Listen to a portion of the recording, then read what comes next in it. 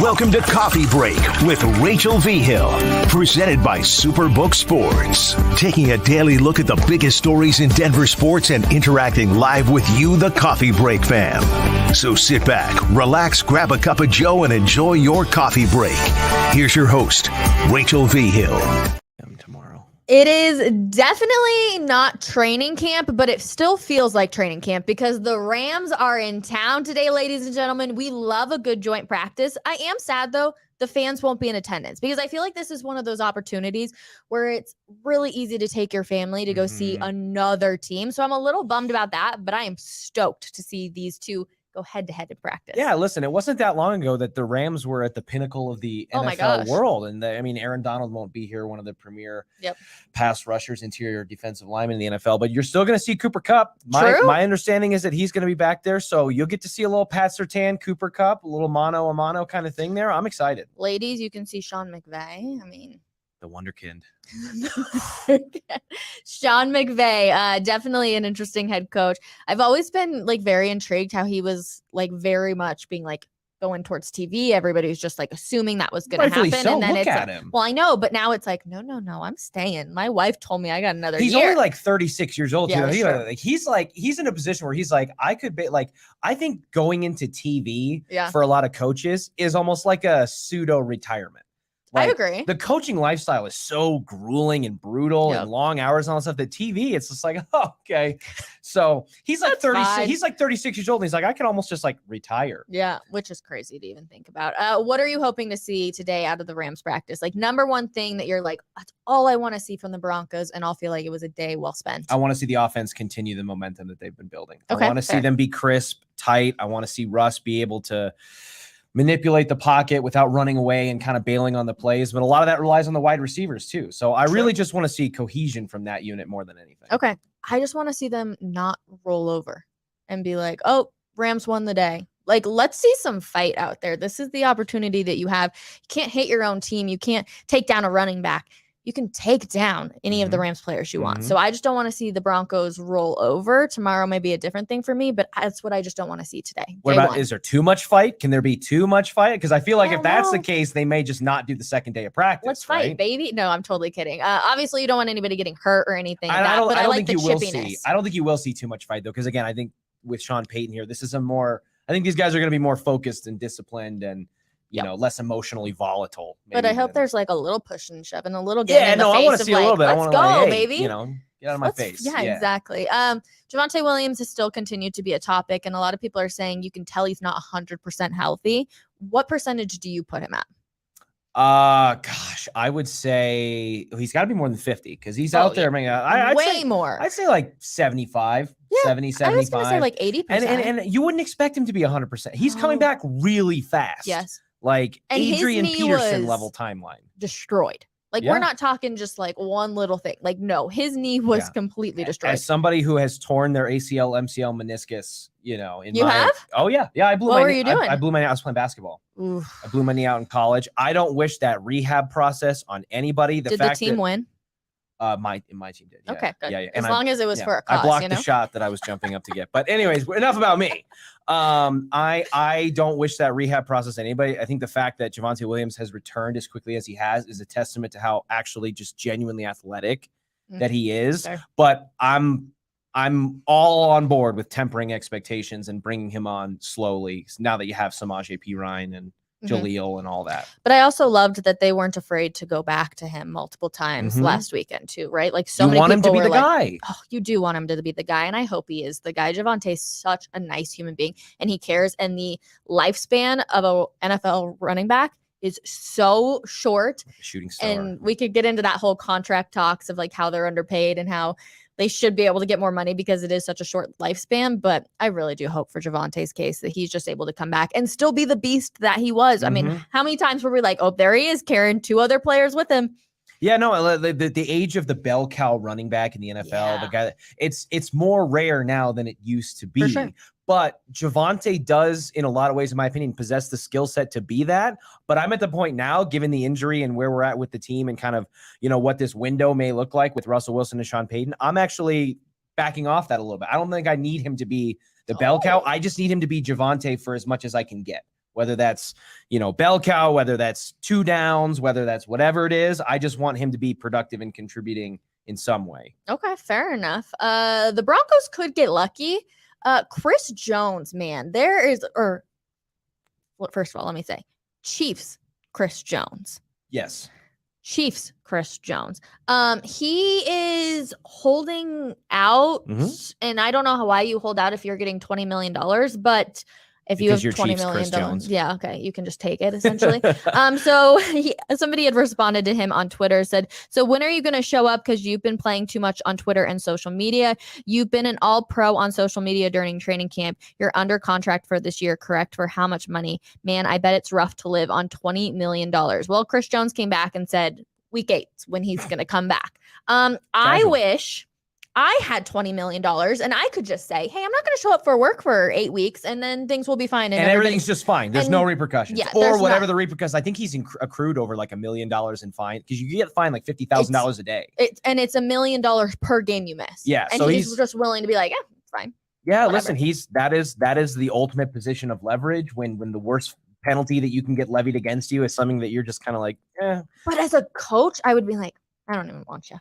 Oh, I'm sure if you got, if you took Andy Reid behind closed doors and gave him a little shot of truth serum, he might say something like that. But listen, man, with first of all, this is why X, formerly known as Twitter, can never go away. Sure. Because these kind of interact, you're not going to get that on Facebook. He's not going to like reply on his Facebook account. Like, this is the app that helps make the NFL into the soap opera that it really is under the surface. Yeah, I love it. Also, I just realized, thanks to our producer, Matt, the graphic says Frank Clark because I'm so used to Frank Clark beating up the Broncos. It's Chris Jones, not Frank Clark, everyone. Matt, thank you for that. The other news coming in is Bruce Brown says goodbye. That's sad. Bruce Brown says goodbye. I mean, you want to talk Denver, about a player you want to talk about players in Colorado sports that were here for just a short period of time, but like captivated a fan base or just like endeared themselves right away. Bruce Brown is up on the Mount Rushmore of that category. And like the fact that he was it Happy Camper? Yeah. Yeah. That he was at Happy Camper just passing out. I live like 5 minutes, like a walk from Happy Camper. So like it's almost like when you see like pictures on social media and like you're having a party and you're like, I recognize that. Like, that's my apartment complex. So it's like, I felt so much FOMO. I was like, why am I not there? I live there. Yeah. Bruce Brown, he did just like catch so many people's hearts here in Denver. It was one of those things too, where I feel like normally when players chase money, I say that like in almost air quotes, you're like, screw you, you didn't love us, whatever. But because of the amount he got, everyone was like, you go do it. We love you. We're so happy for you. And it's so weird to see that. But he was just such a good person, it felt like, here in Denver, that like he truthfully cared about Nugget Station. He cared about the city of Denver. And so the fact that everybody got behind him and was like, you go make your money, Bruce. Like go do your thing. And like it's weird. Like I feel like when you see players like that leave teams, like at least for me, maybe it's not that case for everybody else, but I almost feel like I become like a pseudo fan of that new team. Oh, really? Just because of that player. I'm not going to be buying an Indiana Pacers jersey or anything like that, but like, if the Indiana Pacers are playing an Eastern Conference team and it has like I'm going to be like, come on, Bruce, like, let's go. You know what I mean? I'm going to be like cheering for him a little bit because that player is still special to me. But see, it depends on how they left. Like if I was a Colts fan. Yeah, of course. It has to be a player that endeared themselves. Yeah. But like. With Peyton? With Peyton, I was like. That's like still to this day one of the most awkward, right? Like because he's made this place his home. I'm sure he still has love for Indianapolis, obviously, and he's expressed as such. But like if I'm a Colts fan and he lives in Denver and he identifies himself and he's visiting the Broncos all the time, he's courtside at the Nuggets games. I'm like, you were ours first. Like, right? I loved you first. But see, and it always is interesting because it kind of just depends on what happened. But yeah. Especially because if you're a Colts fan, you have to live with the fact that like your team let him go. Yeah. He didn't want to leave. I know. That hurts even a little bit more. But you still just don't like him. Like I would not like him if I was a Colts fan. I love him as a Broncos fan. Don't get me wrong. I don't know how you could not. I think you would. I think you would have to like him, if not love him. But there would be a part of you that's just like. Like, do you think Patriot fans hate Tom Brady? No, I actually don't. I actually think that. I mean, you could get some because Boston fans run Yeah. Bostonians run hot in general, and I can empathize with that. But I would think if you got most Patriots fans, they'd be like, "Oh, Tom's the best, man. Listen, you know, like he won us. Yeah, How many 2 Super decades, Bowls? 2 decades. You know, like his resume is almost hate proof if you're of that fan base because he brought you everything. Fair. But like Rockies fans hate Nolan. I don't. You don't hate Nolan? I don't hate Nolan. I'm in like that weird category like this because I think the Rockies are never going to win anything. That's you know what I mean? Like I'm not going to hate on anybody that tries to force their way out of a situation where they want to win. Now it hasn't worked out for him, and you could argue he shouldn't have signed that mega extension if he really just wanted to leave. Yeah. But that's coming from a lot of people who've never had a mega extension contract put in front of them. And again, Bruce Brown did, in fact. Is there any other names you can think of where you're like, oh, that was some drama? Besides LeBron Carmelo leaving and going on all that. Yeah, I mean, think of LeBron going to Miami. Yeah, there's been the decision. Don't even get me started. Don't even get me. Oh, I hated that. He was one of my favorite players in that. Like, he became a villain to me after that, and then he came back. It's Cleveland. This is for you. Oh my god. All right, I can't be negative. I love it. No, okay, but Bruce Brown does say goodbye. He had a very heartfelt Instagram message that he said, "Denver, to my teammates and my coaches, I appreciate the year we had together. Couldn't ask for a better group to be around 24/7. Love y'all. To the fans, thank you for the love and support throughout this year. This year, never felt anything like that before. Also, to all the friends I made in the city, I will definitely miss the laughs and just the great vibes we always had. All love, Brucey B. out." You love to see it. Look at him in that little Nuggets jersey. I know. Like, what are the odds? And obviously, that's a Photoshop picture of him with baby Jokic there. Yeah. But like, that's like, how cool is that? Like, he has a jersey or a picture of a jersey as a kid where he's wearing the team that he played for. The fact that Jokic is wearing that Nuggets crew neck is wild. Is bizarre. I mean, like Bruce Brown is just like, okay, maybe his dad was a fan, or you have a relative somewhere along the way, or he had a favorite player growing up, whatever. Jokic being like a kid in Serbia. You know what I mean? Like I couldn't even find a Nuggets crew neck like that here, probably. True. You know, and he like that's like that. You want to talk about fate, destiny, all that stuff? Sign me up, baby. I'll talk about it all day. What was your first jersey?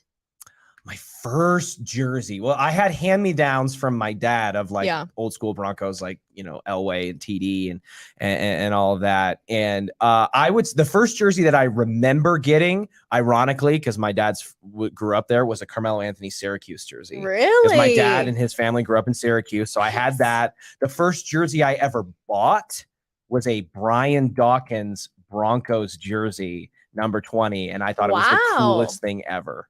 Nice. I've had one conversation with Brian Dawkins. Very chill dude. Really cool guy. Because his nephew, Dalen Dawkins, went to CSU and was a running back for That's awesome. I bumped into him at Army Navy when we were out there. He was doing some promotional stuff. But yeah, that was the first jersey I remember buying. And the first jersey I remember being given that wasn't a hand-me-down, that was actually for me, was Carmelo Syracuse college jersey. I was going to say, the first one I remember wearing, I'm pretty sure, is a TD jersey. And I have a picture of me and my sister, and I was like super small. But then, you ready for this? My first one that I remember getting that was just like all mine was a Champ Bailey one. Yes. And I got the white one, which of course now I'm like, I hate the white jerseys. That's where the origin story started. Yeah. And then I got one that was the blue one, and it said Miss Bailey on the back of it. And you got a custom. I got a How old were you? Like 11, maybe. Wearing a Miss Bailey jersey? That's cool. That's cooler than mine. But so in my head, I was thinking like MRS, like Bailey. Like Mrs. And my family is like, we cannot do that, because what if there is a Miss Bailey out there? And like the fans are like, well, wait a second, what's going on here? Like, so who's this 11-year-old? It was just MS. But yeah, it was one of the coolest moments for me. And I was like always so proud. I was like walking around with my little Miss Bailey jersey. I love that. I know, right? So fun. Anyways, we are headed off to camp. Tomorrow we'll be back to break down everything you need to know. Orange and Blue today will also be breaking down everything you need to know. Cecil Lammy will be back. Rams are in town. Sean McVay is here. Cooper Kupp is here. Aaron Donald is not, but we hope his wife has their baby any day soon, because of course we love adding to the NFL family. Lots to come though. denversports.com. We'll see you 10:30 tomorrow morning. Everybody get back to work. We'll see you tomorrow.